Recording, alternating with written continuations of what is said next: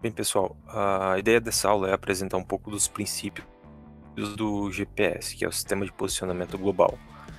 Esse tema ele, ele vai ser abordado posteriormente na disciplina de Geodésia, e aqui eu trago alguns elementos que eu acho essenciais para a gente dar andamento à disciplina de Topografia, tá bom? A gente não vai entrar a fundo em alguns elementos, algumas coisas que futuramente a gente vai abordar na disciplina de Geodésia. Bem, se a gente retomar o conteúdo da aula passada, a gente trouxe a geodésia como suporte para levantamentos topográficos. E o principal suporte que a geodésia dá está no levantamento de marcos com o GPS. O GPS é um equipamento geodésico, então ele possibilita levantar esses marcos com acurácia de centimétrica, né, de poucos centímetros, e isso é o que dá base, dá suporte para os levantamentos topográficos tradicionais, como por exemplo, utilizando a estação total. Então essa é a grande vantagem da geodésia, não vantagem, mas ela dá esse suporte para levantamentos topográficos.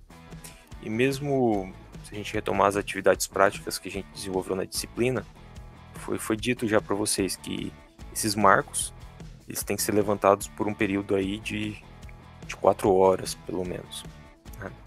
Isso no caso de não querer tornar esse marco oficial do IBGE. Caso queira, aí sim é necessário levantar esse marco por 4 sessões de até no mínimo 6 horas cada sessão de levantamento, ok? Bem, basicamente esse é o conteúdo, é o sumário do conteúdo que a gente vai abordar nessa aula. O GPS, que é o foco da nossa aula de hoje, é o sistema de posicionamento global. Esse sistema de posicionamento ele está dentro do GNSS, que seria Global Navigation Satellite System, Sistema Global de Navegação por Satélite. Então o GNSS ele é um termo mais amplo que engloba o GPS, e o GNSS, além do GPS, ele engloba o GLONASS, Galileu, Compass e também o sistema da Índia. Então todos esses são sistemas de posicionamento globais que estão dentro do GNSS. O GPS ele é o mais conhecido, ele é o sistema norte-americano. As aplicações são várias, né, desde controle de barragem, agricultura de precisão, inclusive na questão de rotas, a gente usa isso muito no dia a dia. Também uma outra aplicação na questão de guerra. E é claro, cada aplicação dessa exige uma determinada precisão de posicionamento. Então, se a gente falar em agricultura de precisão, eu tenho que ter ali alguma praga, alguma coisa mapeada com alta acurácia posicional, para aí sim a gente destinar, por exemplo, par de agrotóxico para aquela região específica, ok? Outras aplicações já não exigem uma acurácia tão alta. Bem, aqui a gente tem um exemplo dos satélites. Aqui são o número de satélites visíveis, que são aqui representados em preto. Esses satélites eles vão transmitindo sinais para os receptores aqui na Terra. E basicamente essa é a ideia. Aqui a gente tem alguns planos orbitais, né, e aqui os satélites visíveis. Ele teve início, o GPS, em 1973, se tornou operacional em 95. Atualmente tem 33 satélites em órbita. Aqui a gente tem os blocos de satélites ao longo do período. A gente atualmente, aqui a partir de 2018, o bloco 3A já tem 2 em órbita, sendo que tem 3 planejados. Então aqui um total atual em órbita de 33 satélites. Essa é a atual situação. Aqui justamente tem o local onde vocês podem consultar essa quantidade de satélites. Esses satélites eles estão distribuídos em 6 planos orbitais, são esses planos apresentados em azul aqui. Okay? Cada um desses é um plano orbital. A altitude desses satélites, a altitude em média, em torno de 20.200 km, então está a 20.200 km de distância da gente.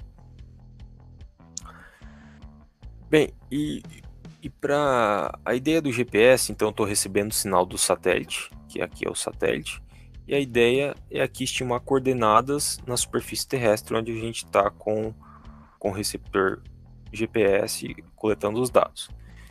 Então, a ideia, por meio dessa figura, é estimar coordenadas x, y, z de pontos aqui na superfície terrestre, a partir dessas informações oriundas dos satélites. E basicamente o procedimento para a gente estimar essas coordenadas, ele depende tanto da distância do satélite para o receptor aqui em solo, então eu preciso conhecer essa distância, e eu preciso ter a coordenada aqui do próprio satélite. Então esse basicamente é o princípio, tem que ter a coordenada do satélite e conhecer essa distância. Como que eu faço para calcular essa distância? Tem basicamente duas formas de calcular, por meio do código, por meio da fase da onda portadora. De uma forma bem simples, o código, na verdade, tem um código que é gerado no satélite. Esse sinal ele é transmitido para cá, via onda portadora, chega aqui no receptor. Esse código ele é utilizado, então esse código que é gerado no satélite, ele chega aqui no receptor, a partir que também está gerando esse mesmo código, e a partir disso é possível calcular o ΔT, que seria o tempo que esse sinal demorou para sair do satélite e chegar no receptor. Uma outra forma, inclusive uma forma mais acurada de estimar essa distância, é por meio da fase da onda portadora. Então, se eu conheço a quantidade de ciclos, seria esse N, né?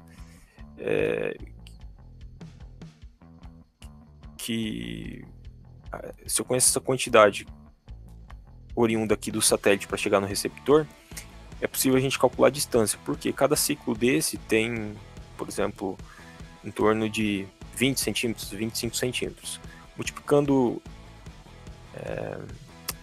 essa dimensão, né, 25 centímetros, por esse valor, esse número de ciclos, é possível também calcular a distância. Então essa é uma outra forma da gente calcular a distância entre o satélite e o receptor. Então essas são basicamente duas formas. Essa não é tão acurada, essa daqui ela é a mais acurada. Bem, só para a gente compreender um pouco melhor desse procedimento, então esse sinal que sai do satélite e chega no receptor, ele tem uma velocidade da luz, que é 3 vezes 10 a 8 metros por segundo, ou 300 mil quilômetros por segundo. Tá? Então esse é a velocidade de propagação do sinal. E basicamente o processo para calcular a distância, que seria esse desenho aqui, eu tenho que conhecer a velocidade, isso já foi dado, e o ΔT. E o ΔT é oriundo justamente por aquela análise de código que eu coloquei previamente. Então, conhecendo a velocidade e o ΔT, eu consigo calcular a distância do satélite para o receptor. Essa distância é chamada de pseudodistância. Tá? Por que é pseudodistância? Porque a ideia é ter a distância no instante de transmissão do sinal e quando parte do satélite ali, quando transmite o sinal, e então seria a distância do satélite para o receptor, só que os tempos não são os mesmos, porque a gente tem o tempo de transmissão e o tempo de recepção, esse instante de recepção. Então, justamente por essas diferenças, adota-se o termo pseudodistância. Também um outro termo que é usado, que seria a medida do código. Né? Então, como eu disse, todo esse procedimento é feito baseado no código. Tá? Então, basicamente, esse slide foi para dar uma ideia para vocês como que é calculada a distância dada uma velocidade e um ΔT. Então, conhecendo o tempo. E aqui a gente tem a velocidade, que é a velocidade da luz, a gente consegue calcular a distância. Bem, então, só para a gente retomar. Então, conheça as coordenadas dos satélites, conheça essa distância e a partir disso eu calculo coordenadas x, y, z dos pontos aqui na superfície terrestre. Talvez vocês estejam perguntando, mas o que são essas coordenadas x, y, z? x, y, z é um sistema com origem no centro de massa da Terra. Tá? Não é um sistema tão comum que a gente está acostumado a ver, mas é muito simples essa conversão de x, y, z para latitude, longitude e altitude, posteriormente para E, N, H, que são coordenadas da projeção UTM. Então é possível fazer esse processo de conversão de coordenadas Inclusive tem no site da Federal do Rio Grande do Sul, é possível fazer esse tipo de conversão, tá?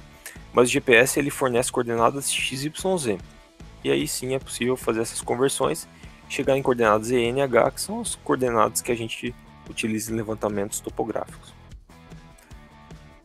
Bem, só que para estimar a posição aqui na superfície terrestre, eu preciso de observações de pelo menos 4 satélites.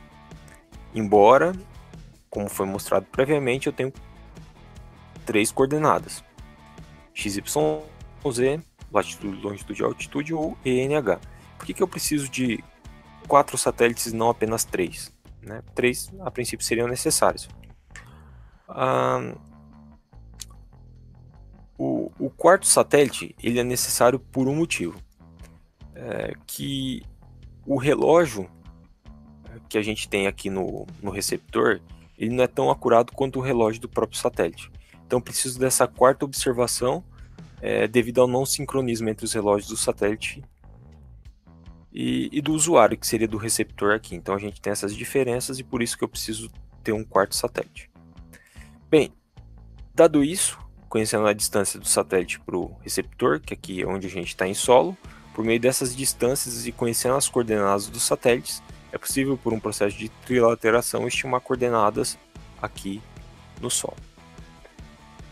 Só que a gente falou de ter no mínimo 4 satélites, mas a gente percebe aqui que os satélites visíveis muitas vezes são bem superiores, os valores são bem superiores ao mínimo exigido, certo?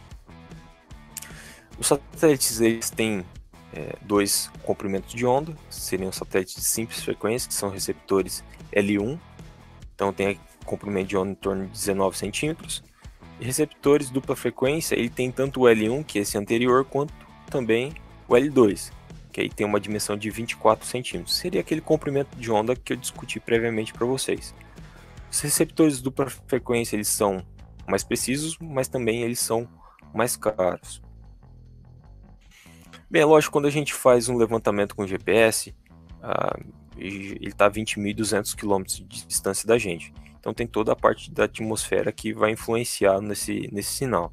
Então aqui a gente tem um exemplo da influência da ionosfera, seria o 1, que está um pouco mais alta, troposfera o 2 e o 3, que é o multicaminho. Então tudo isso ele acaba impactando nos resultados do levantamento. Esse multicaminho é quando esse sinal ele sofre interferência aqui do ambiente que a gente está levantando. Os outros 2 efeitos são efeitos da própria atmosfera.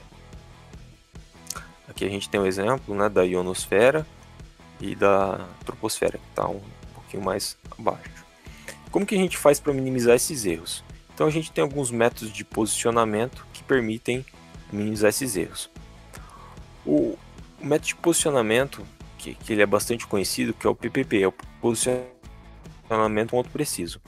Então, quando a gente fala de posicionamento por ponto, é só um receptor, ele vai estar efetuando o levantamento. Então, esse receptor, um único receptor, ele vai estar recebendo informações desses satélites.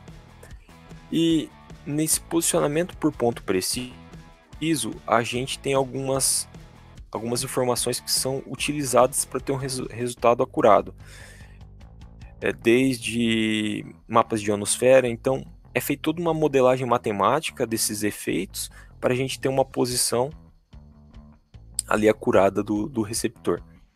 Esse método, né, do PPP, ele está disponível online, PPP do próprio IBGE.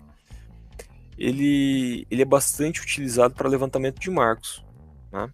Então isso é bem interessante. Então a gente fica ali com o receptor no marco por 4 horas, a gente pega o dado do GPS, a gente faz o download desse dado, né? Convertemos no formato Hynix, que é um formato universal, né, ali no computador, e é possível, a partir tendo conexão com a internet, submeter para o PPP do IBGE e a gente tem uma resposta dos resultados. Já tem inclusive vídeo aqui no canal que exemplifica esse procedimento. Inclusive vocês já fizeram em atividade prática.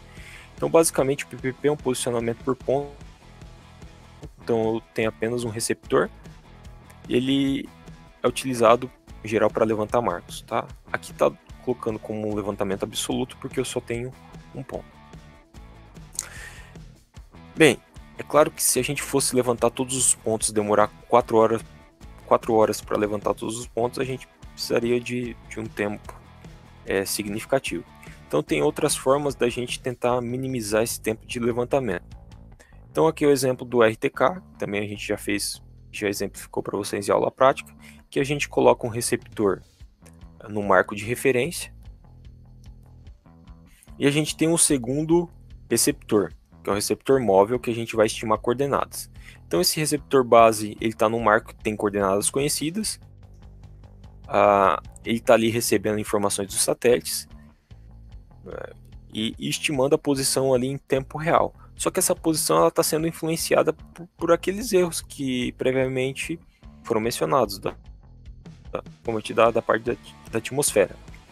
Então, qual que é o procedimento? Estou estimando uma coordenada em tempo real, essa coordenada ela tem erros, só que eu conheço as coordenadas do marco, que é uma coordenada acurada que foi levantada ali por 4 horas.